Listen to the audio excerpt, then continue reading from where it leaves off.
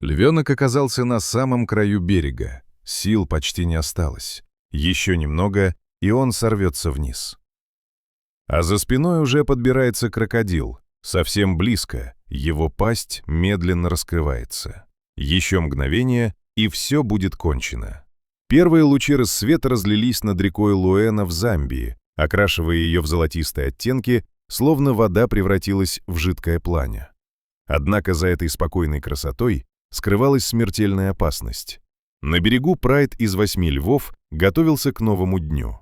Это были сильные взрослые хищники, чье выживание зависело не только от охоты, но и от одного маленького львенка. Для всей группы его жизнь имела огромное значение. Будущее Прайда держалось на этом малыше.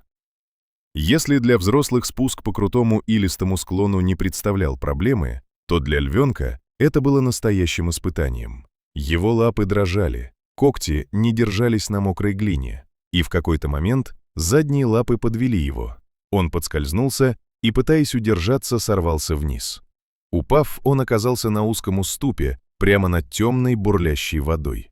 Река больше не выглядела спокойной, теперь она несла угрозу. Наверху львица застыла от ужаса. Ее рев разорвал утреннюю тишину, в нем звучали страх и отчаяние. Внизу львенок жалобно пищал, цепляясь за скользкую поверхность, но силы стремительно уходили.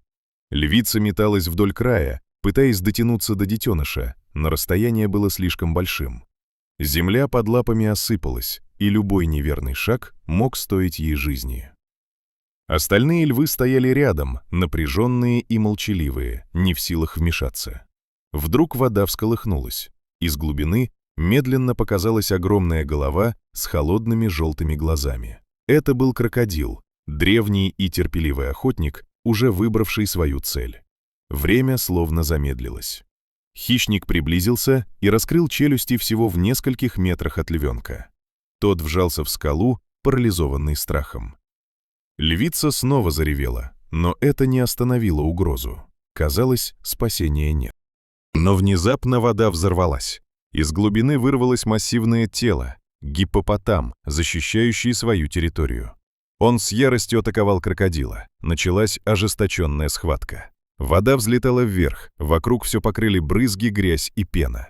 Крокодил пытался сопротивляться, но сила гиппопотама была подавляющей. И именно в этом хаосе произошло чудо. Волна слегка подтолкнула львенка к берегу, всего на несколько сантиметров, но этого оказалось достаточно. Львица мгновенно воспользовалась шансом. Собрав все силы, она осторожно дотянулась и схватила детеныша за шкирку. Медленно, с огромным напряжением, она вытянула его наверх. Львенок оказался на безопасной земле, испуганный, весь в грязи, но живой.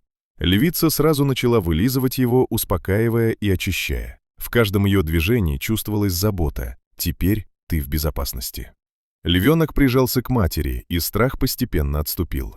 Этот день стал важным уроком для всего Прайда. Природа сурова, но жизнь продолжается. Спасение детеныша показало, что даже в самых опасных ситуациях шанс на спасение может появиться неожиданно. Когда солнце поднялось выше, львы собрались вокруг львенка. Напряжение постепенно спадало, хотя пережитое еще долго будет напоминать о себе.